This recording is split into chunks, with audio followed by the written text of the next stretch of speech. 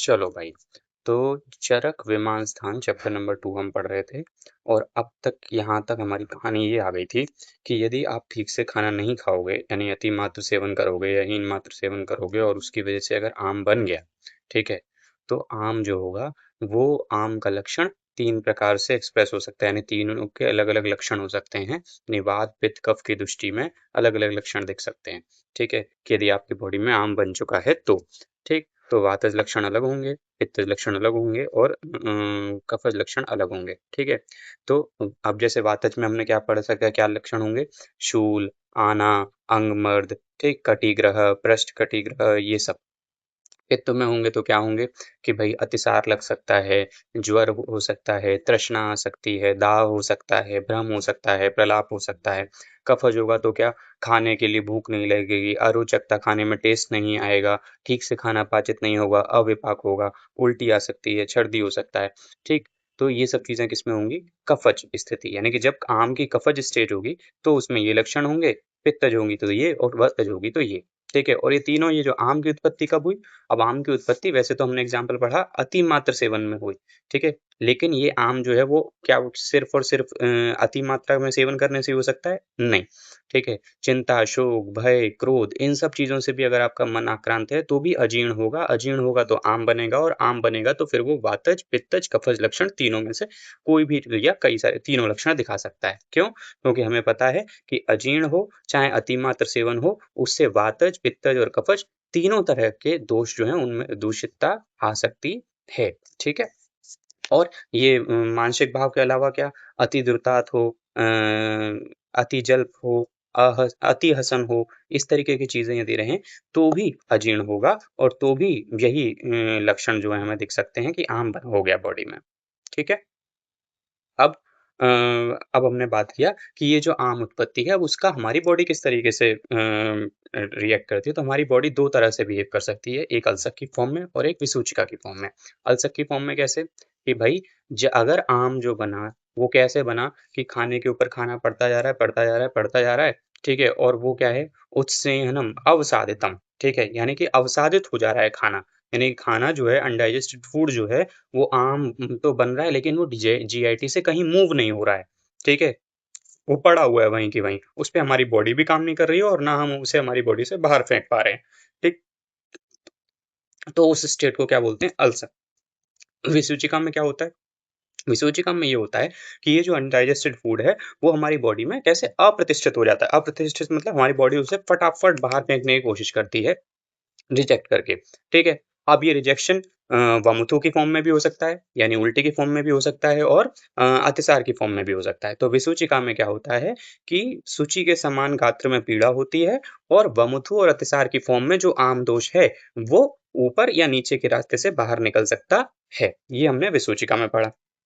फिर हमने अल्सक में पढ़ा कि भाई अल्सक क्या सिचुएशन में, अल्सक में आम वाले तीनों लक्षण मिल सकते हैं, यानी वातज वाले भी मिल सकते हैं, पित्तज वाले भी मिल सकते हैं, कफज वाले भी मिल सकते हैं, ठीक है लेकिन कौन से दो नहीं मिलते अल्सक में, कि भाई वो उसकी नाम ही इसी बात पे रखा गया, अलसी भूत आम जो है वो अलसी भूत होकर के कोष्ठ में पड़ा रहता है।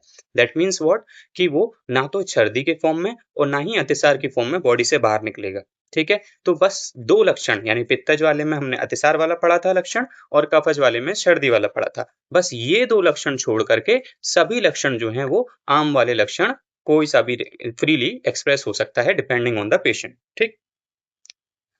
उसके बाद हमने क्या पढ़ा, उसके बाद हमने पढ़ा कि व्हाट इफ, अब अगर ये अल्सक वाला जो आम है ये बॉडी में पड़ा रहे तो क्या होगा। अब अगर जीआईटी में ये जो आम पड़ा हुआ है तो देखो अग्नि दुर्बल हो रखी है, ठीक। वायु जो है वो अगर वेग संधारण किया हुआ है या ये आम की वजह से वायु ट्रैप हो रखी है तो कफ वात पित्त तीनों दूषित हो गए, अग्नि दुर्बल होने की वजह से पित्त दूषित होगा, पेट में आम बनी हुई है तो कफ दूषित हो रखा है, और वायु ट्रैप हो रखी है वेग धारण की वजह से तो वात भी दूषित हो रखा है। तो अब ऐसी सिचुएशन में होगा क्या, जो आम वहां पड़ा हुआ है ये पड़े पड़े जो गट माइक्रोब है उसकी वजह से ये आम और प्रदुष्ट होगा, ठीक है। तो बोलता है अति मात्र प्रदुष्टाश्च, अति मात्र में ये जब प्रदुष्ट हो जाता है, यानी जब ये आम काफी दिन तक पड़ा रहता है जीआईटी में, तो उस पर हमारे जो माइक्रोब हैं वो उसे और ज्यादा इन्फेक्ट करते हैं, उसको उसके ऊपर फीड करते हैं, और फिर वो क्या बनाते हैं, अपना बायोटॉक्सिन, ठीक है, बायोटॉक्सिन बनाएंगे या मल्टीप्लाई करेंगे खुद को, और उस आम के जो प्रदुष्ट दोष हैं उन दोषों को क्या करेंगे भाई, उस अब ये जो आम दोष बना, अब ये आम दोष एक नई फॉर्म में आपकी बॉडी के कोष्ठ से ऊपर नीचे तो जा नहीं सकता, तो यानी कि ना ऊपर जा सकता है ना नीचे जा सकता है, तो क्या जाएगा, तिर्यक जाएगा। तिर्यक यानी क्या, कि भैया हमारे कोष्ठ से हमारी शाखाओं में जाने लगेगा, शाखाएं मतलब बाकी सारी धातुओं में जाने लगेगा। अब जहां जहां ख वैगुण्यता देखेगा वहां ये रोग उत्पन्न करने की कोशिश कर देगा। ठीक है, तो दोषाः प्रदुष्टाम अबद्ध मार्गाः तिर्यक गच्छन्तः। तो ये जो प्रदुष्ट दोष हैं, कौन से, अभी जो आम दोष से जो आम विष बनेगा, ये आम विष जो है वो अबद्ध मार्ग कौन सा है, तिर्यक वाला मार्ग, वही अबद्ध है। क्यों, अबद्ध मतलब जो खुला हुआ हो, बद्ध मतलब बंद और अबद्ध मतलब खुला हुआ, तो तिर्यक मार्ग के थ्रू ये क्या कर जाते हैं, हमारी दोष हमारे जो आम विष बना, ये साम विष को लेकर के शाखा में चले जाते हैं और ख वैगुण्यता ढूंढते रहते हैं। अब इसी में एक कंडीशन देखा कि यदि ये आम विष जो है वो आपके अगर स्पाइनल रीजन में या फिर आपके नर्वस रीजन को ट्रैप कर दिया इसने, तो उस केस में क्या होगा कि पूरा शरीर जो है दंडवत हो जाएगा। ठीक है, और वो सिचुएशन जो है वो असाध्य होती। तो कदाचित केवलमस्य शरीरम, यानी अगर गलती से वो पूरे शरीर को में क्या कर दे, स्तंभता पैदा कर दे और शरीर दंडवत हो जाए, तो ऐसी स्थिति को दंडाल्सक कहेंगे। ठीक है, यूं तो वो आम विष जाके पूरी बॉडी में कहीं पर भी रोग उत्पन्न कर सकता है, लेकिन यदि ये दंडाल्सक वाली सिचुएशन बना दी, तो ये दंडाल्सक सिचुएशन जो है वो असाध्य होती है। ठीक है, अब ये तो एक तरह से क्या हुआ कि ये जो आम दोष हुआ, यही आम दोष जो है वो आम विष में परिवर्तित हो जाता है, ऐसा डॉक्टर्स मानते हैं, और ये परम असाध्य होता है। ठीक है, ये आम विष की कंडीशन परम असाध्य क्यों है, क्योंकि आम विष में क्या है भैया, आम विष एक तो बहुत ही फास्ट एक्टिंग, आपकी बॉडी को बहुत जल्दी खराब करता है। ठीक है, और दूसरा आम विष नाम ही बता रहा है कि दोनों चीजें एक दूसरे के लिए बहुत कॉन्ट्राडिक्टिंग है। जैसे आम है, आम को हटाने के लिए आप उष्ण चिकित्सा करोगे, विष है, विष को ठीक करने के लिए शीतल चिकित्सा करोगे। उष्ण चिकित्सा करोगे अगर आम को हटाने के लिए, तो विष जो है वो प्रमोट हो जाएगा, और विष के लिए शीतल चिकित्सा करोगे तो आम प्रमोट हो जाएगा। तो ये परस्पर विरुद्ध चिकित्सा हो जाने की वजह से आम विष जो है वो परम असाध्य बोला है। और दूसरा, आम विष बहुत जल्दी शॉर्ट एक्टिंग है और बहुत खतरनाक तरीके से बॉडी को परेशान कर सकता है, इसीलिए आशुकारित्वम होने की वजह से भी इसको परम असाध्य बोला है। तो पहली चीज ये ध्यान रखनी है, दंडाल्सक असाध्य है, ठीक है, और जो आम विष है वो परम असाध्य बोला, क्यों, क्योंकि परम असाध्य क्यों है, पहली चीज शॉर्ट एक्टिंग है, बहुत तेजी से अटैक करता है, आशुकारित्वम, और दूसरा विरुद्ध उपक्रमत्वात्, विरुद्ध उपक्रम होने की वजह से, आम और विष का कॉन्ट्राडिक्टिंग ट्रीटमेंट चलने की वजह से कोई भी ट्रीटमेंट जो है सक्सेसफुल होता नहीं है। ठीक है, तो ये बोल रहा है पुनः आम दोषम आम विषम इति आचक्षते भिषजः, कह रहे हैं आम दोष को ही आम विष मानते हैं बाद में, यानी यही आम दोष जो है आम विष बन जाता है, ऐसा भिषक मानते हैं। ठीक है, तत् परम असाध्य, और यदि आम विष बन गया तो ये परम असाध्य हुई है। क्यों, नंबर वन, आशुकारित्वम होने की वजह से, बहुत तेजी से खराब करने की वजह से, विरुद्ध उपक्रमत्वाच्च, विरुद्ध उपक्रम होने की वजह से। ठीक है, तो अब एक क्वेश्चन कर लेते हैं। अगर क्वेश्चन ऐसे आए कि छर्दी अतिसार छोड़ के बाकी सारे आम दोष के लक्षण किस में दिखते हैं, तो आंसर इज अल्सक, अल्सक में ऐसा दिखता है, क्योंकि विसूचिका में तो छर्दी अतिसार भी दिखते हैं, है ना। असाध्य को किसको बोला है, दंडाल्सक को बोला है। ठीक है, अल्सक को नहीं बोला है, अल्सक तो चिकित्सक है, क्यों, क्योंकि आम दोष कोष्ठ में ही पड़ा है, कोष्ठ में पड़ा है तो उसको तो निकालना इजी है कंपैरेटिवली।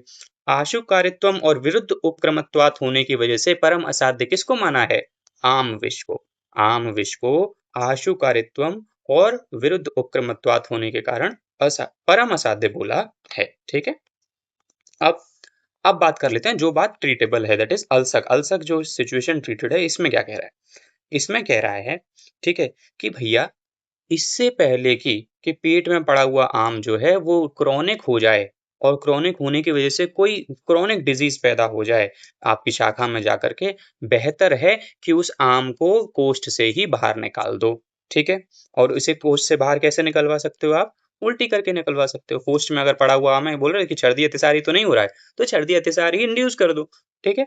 तो छर्दी अतिसार कैसे इंड्यूस करोगे? ये इंड्यूस करने के लिए हमको क्या करना है, खाली गर्म पानी और उसमें थोड़ा नमक डाल करके उल्टी करानी है, ठीक है। ऐसा क्यों कर रहे हैं, इस बात को भी हम बाद में समझेंगे, ठीक है।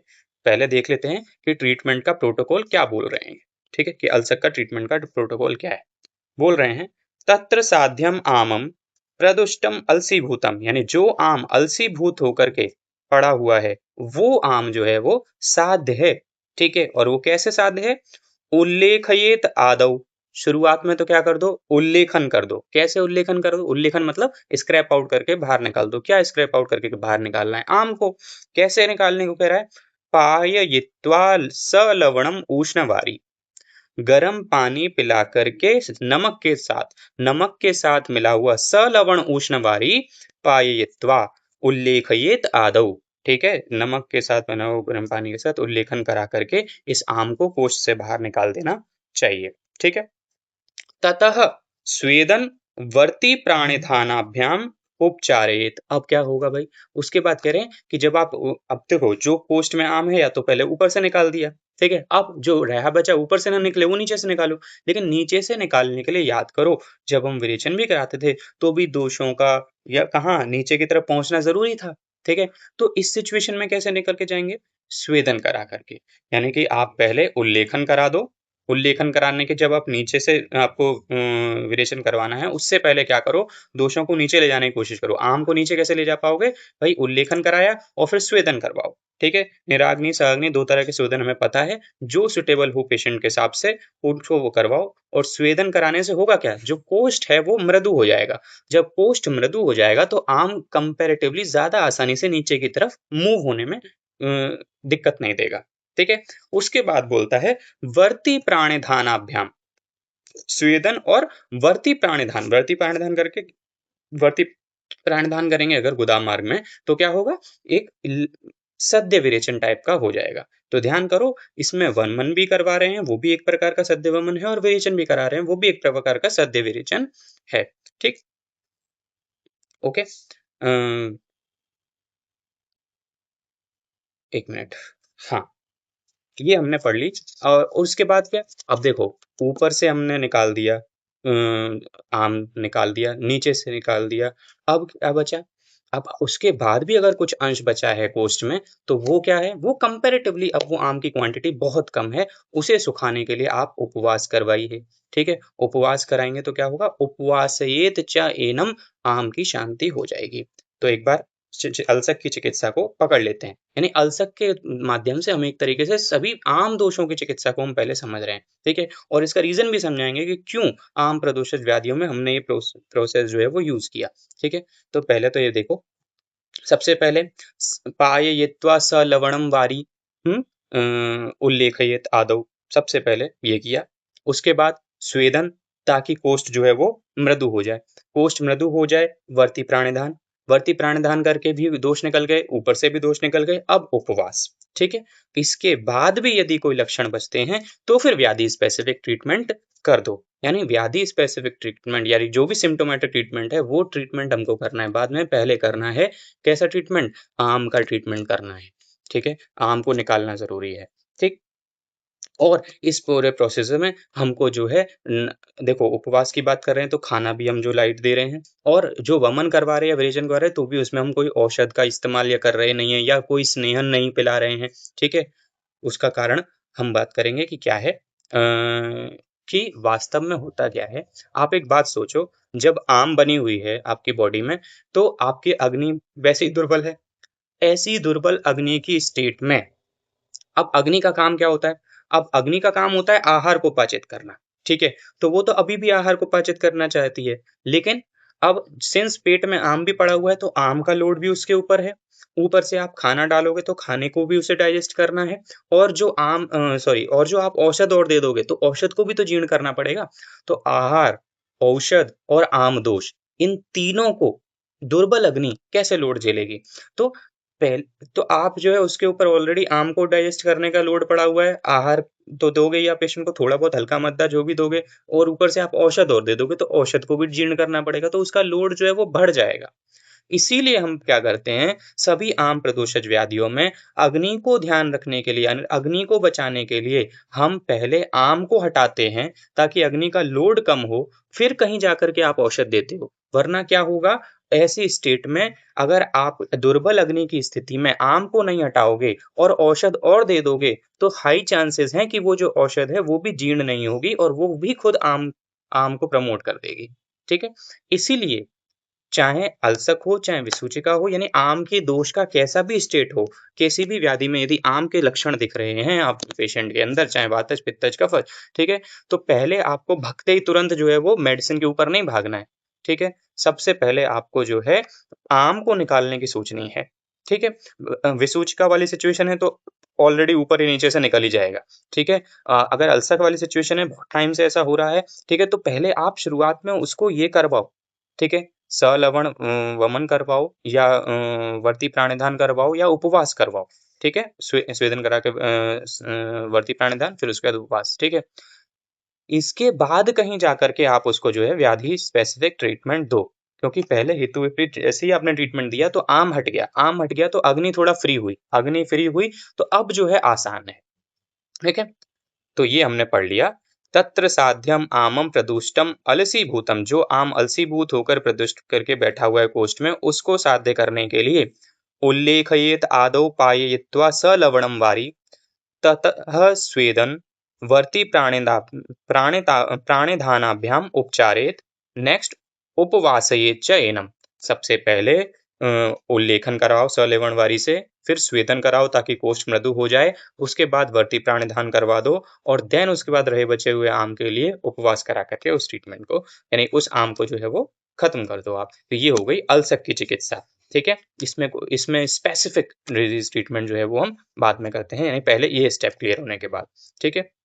यही चीज हमें आगे ज्वर की चिकित्सा में भी ध्यान रखना है, क्योंकि ज्वर क्या है, ज्वर भी तो एक आम प्रदूषक व्याधि है। तो वहां पर भी बोला है कि शुरुआत में कषाय देना वर्जित है। क्यों? क्योंकि कषाय कषाय यानी मेडिसिन, मेडिसिन देना क्यों वर्जित बोला है? इसीलिए वर्जित बोला है क्योंकि क्या पता वो कषाय जो है वो अग्निमांद्य में ऊपर जाकर के और वो डाइजेस्ट नहीं हो पाया है तो वो फिर आम बना देगा, ठीक है? तो विसूचिका, अब विसूचिका की चिकित्सा पढ़ लेते हैं। अब विसूचिका में तो क्या है, देखो ऑटोमेटिकली जो आम दोष है वो ऊपर या नीचे से आ रहा था, ठीक है? तो इसको निकालने के लिए हमें और अलग से उल्टी या दस्त कराने की जरूरत नहीं है, क्योंकि मूर्छा भी हो सकती है। तो हमें तो वहां ये प्रयास करना है कि पेशेंट की मूर्छा रुके, उसकी एक्सेसिव बॉडी के अंदर से जो है वाटर फ्लूइड जो है वो ना भगे, ठीक है? तो वो मेंटेन करना है। और खाना जो है वो खाना कैसा देना है, बहुत हाई खाना नहीं देना है। क्यों? क्योंकि वो डाइजेस्ट हो नहीं रहा है, ठीक है? तो ये ध्यान रखना है। तो वाटर इनटेक पूरा रखना, यानी कि अशन देना है, खाना तो देना है लेकिन लघु अशन देना है। तो एक तरह से जब हम अल्सर करा रहे थे, अल्सर की ट्रीटमेंट करा रहे थे, तो उल्लेखन करा रहे थे, स्वेदन करा रहे थे, वर्ती प्राणायाम कर रहे थे, तो यहाँ तक तो हम ऊपर या नीचे से दोष निकालने की कोशिश कर रहे थे। बाद में क्या करवा रहे थे? उपवास। तो यहाँ क्या है, यहाँ पे वमन कराने की जरूरत है नहीं, क्या बोलते हैं, वर्ती प्राणायाम कराने की जरूरत है नहीं, ठीक है? कुछ भी करने की जरूरत नहीं, खाली उपवास करने की जरूरत है। तो इसीलिए बोलता है विसूचिकायाम तु लंघनम, ठीक? लंघन करवाना है, लघु अशन करवाना है, यानी कि उसे जो है डाइट जो है बहुत हैवी डाइट नहीं देनी है पेशेंट को, ठीक है? पेशेंट को लाइट डाइट देखनी है, उसका फ्लूइड मेंटेन करके रखना है, क्योंकि बॉडी से फ्लूइड सबसे ज्यादा बाहर जा रहा है विसूचिका में, ठीक है? इव उसके बाद क्या करना है, अग्रे विरक्तिवत अनुपूर्वी, जो आप विरक्तवत, विरक्तवत यानी विरेचन के बाद, ठीक है? अग्रे सबसे पहले जो चिकित्सा करते हैं, विरेचन के बाद क्या होता है भैया, जो पश्चात कर्म होता है उसमें हम संसर्जन कर्म करवाते हैं, वैसी चिकित्सा ही आपको यहाँ करनी है। यानी खाने का संसर्जन कर्म कैसा रखना है, मंडपे या विलेपी यूष मांसरस, इस तरह से जो है आपको उसका खाना स्टार्ट कराना है, ठीक है? ओके। तो विसूचिका की चिकित्सा में सबसे पहले क्या करना है, लंघन करना है, और लंघन के बाद विरक्तवत यानी विरेचन के बाद वाली अनुपूर्वी चिकित्सा करवानी है, संसर्जन कर्म करवाना है, ठीक है? ओके।